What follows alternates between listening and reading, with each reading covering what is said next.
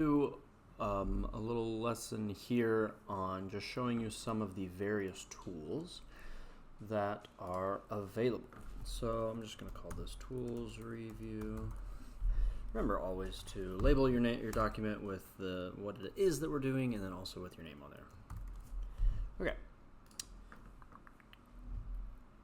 So like everything, we're going to start with a new sketch. Again, Shift S. Click on the plane you want, and then N makes it normal too.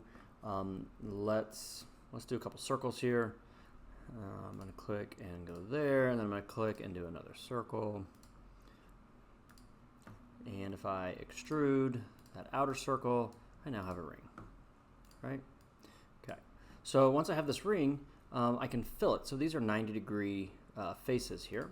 So if I click on this fillet tool, click on the inside, click on there, I can start to soften this edge.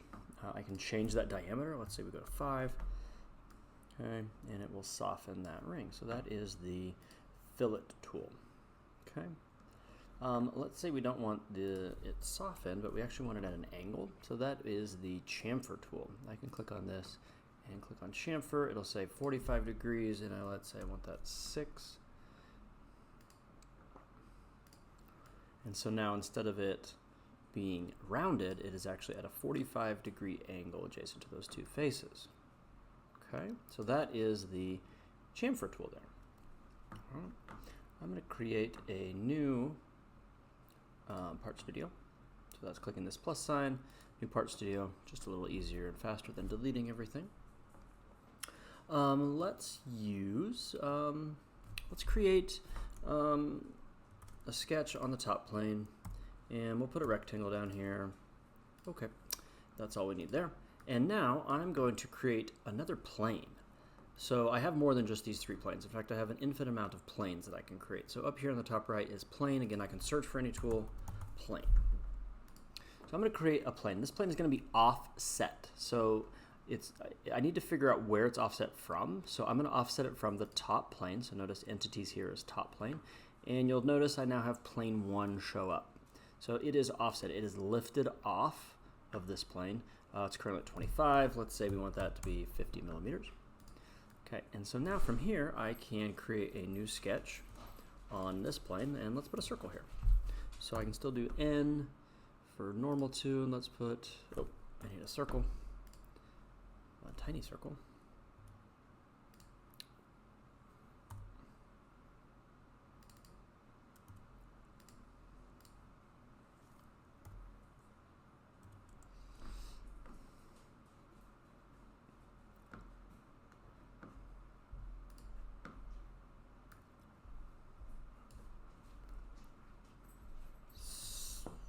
So once I have that plane, I can now put a sketch on the plane. I can zoom normal, and I'm going to scroll in here. I'm going to hit that C key for a center point circle, and I'm going to click and drag, and we'll just go something like that. We can dimension it at 100 as well. Okay. And we're going to accept that sketch. So now I have a circle floating above a rectangle. Let me show you the loft tool. Click on loft. I'm going to click on my bottom rectangle. And now I'm going to click on this, and what it's going to do is it's going to extrude between those two geometries. If I accept that, it took the rectangle and lofted it to the circle, which is pretty neat. I now have a shell tool. I can take the shell tool and I can actually hollow out and make it into a weird looking bowl, I guess you could say. You have control over how thick you want that shell. You can make it super thin. So now the shell here, which is this edge, is 1 millimeter. I can make it 5 millimeters, and it's going to thicken all that up. Okay, so that is the shell tool. If I wanted to hollow it, click on this face. No, it's not going to let me hollow it.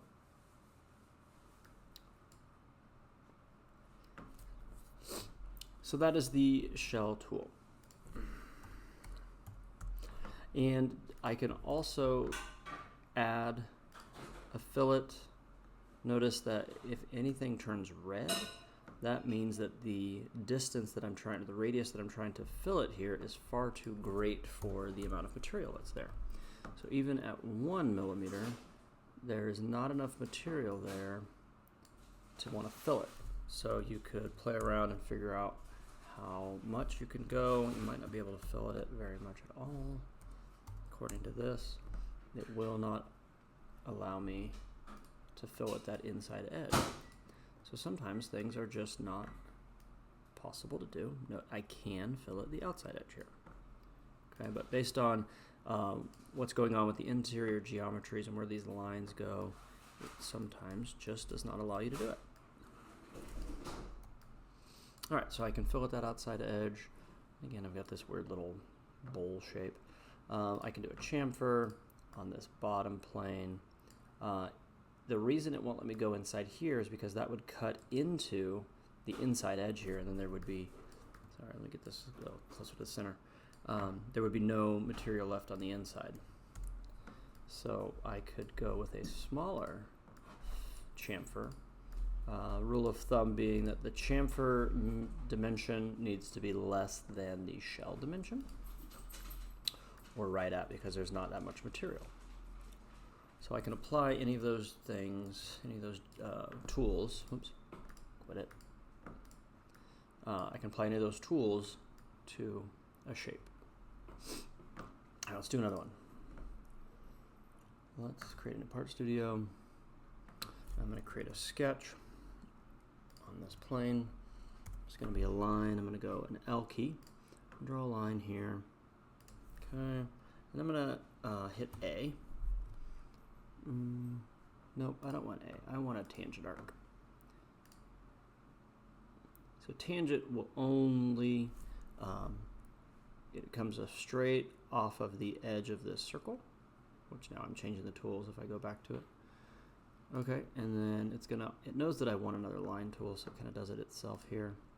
Notice how that little gray box right above, when I go away from that point and then go back to it, see how that box changes? So right now it wants me to do a line tool. If I go off and back, it says, oh, well, you want a tangent arc then. So then I can go and do a tangent arc, and you should have an idea of what it is we're going to create here based on, and we'll finish that with one more line. See how it kind of gets dotted and orange there? Again, that's constraining it to a vertical line. All right, so I'm going to hit escape.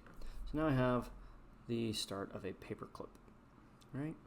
But now, if you know, a paperclip is actually a cylinder wrapped around this shape. Okay, so we got to do a couple things here. One, I need to put a new plane on this point. So if I click this point and I click the front, and then I search for my plane tool. Oh, hold on, I'm within a sketch. Can't be within the sketch. All right, there's my plane tool. So if I click that point and I click that front, and now I click the plane tool, it's going to know that I want a plane point plane. Now we can get there without, if I just click the plane tool, I can click the front, click this, notice it's on offset. That's not the type of plane I want to add. So I'm going to do a plane point. And what that's going to do is going to put it parallel to the front plane and at this point. So now I have a new plane here. I am going to put a sketch on plane 1, and I'm going to put a circle at this dot. So this dot, again, is that end point of our paperclip. So let's just make it 5 mil and accept that sketch.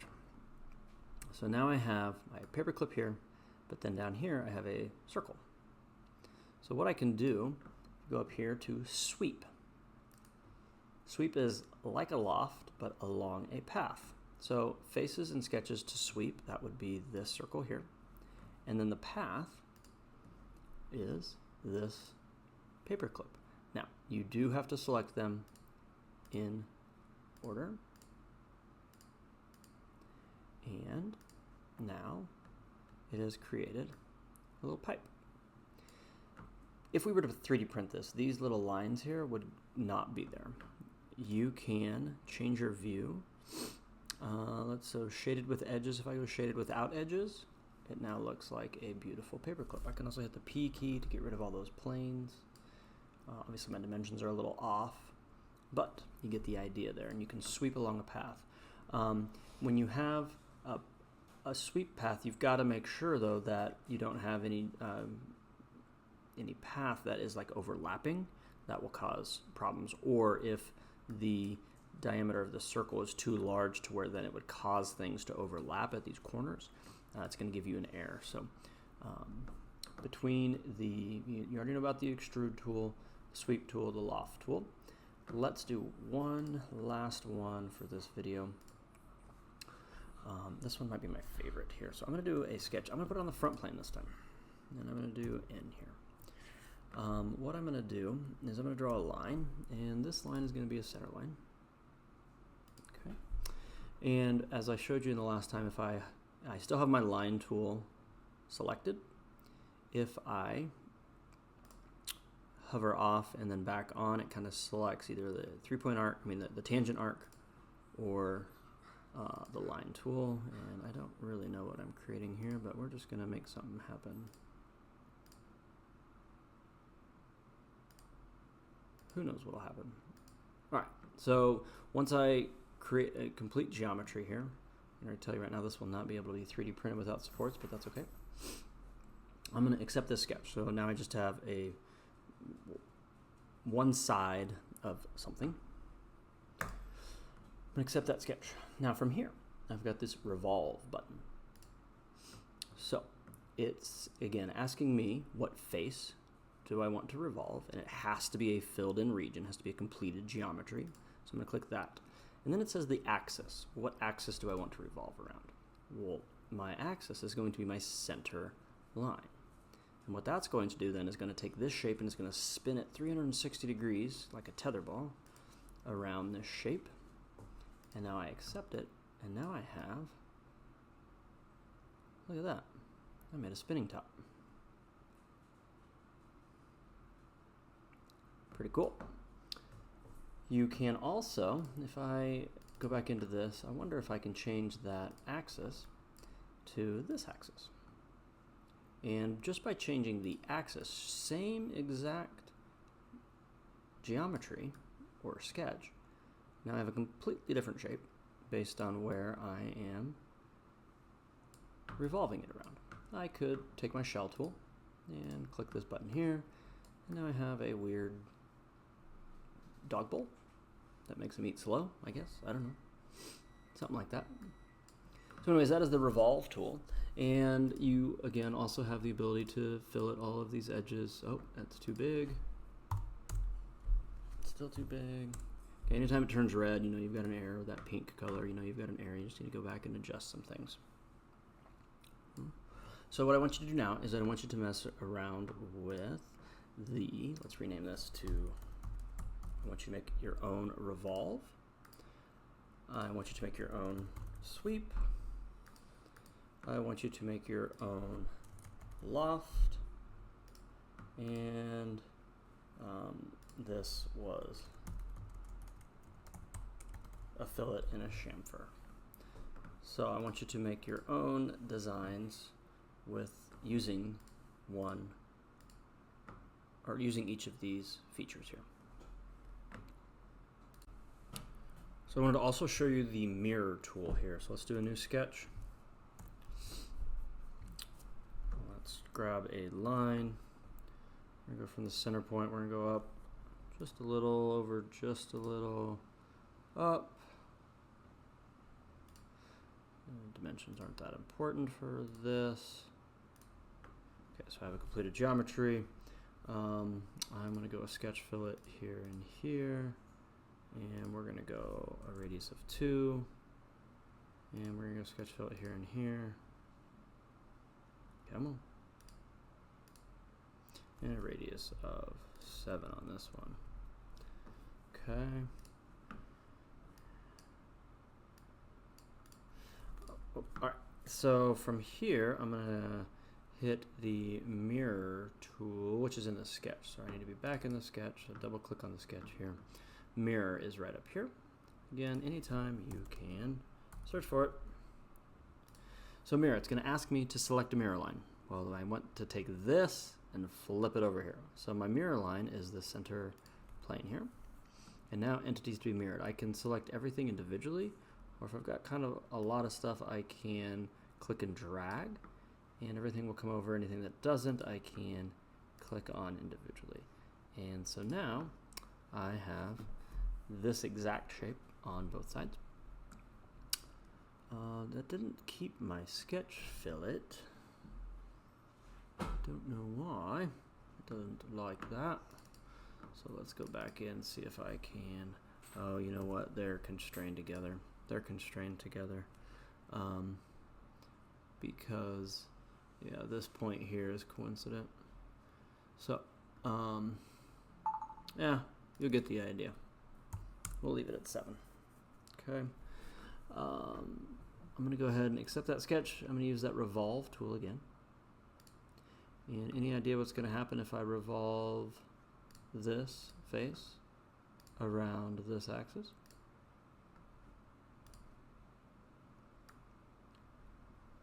Well, my dimensions are off. So let's go in and let's go make that look a little better. Let's go do something like that. It's getting a little closer. Start to get the idea. It's a yo-yo.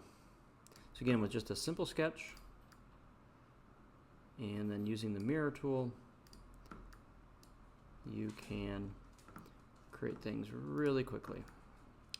Very complex geometries.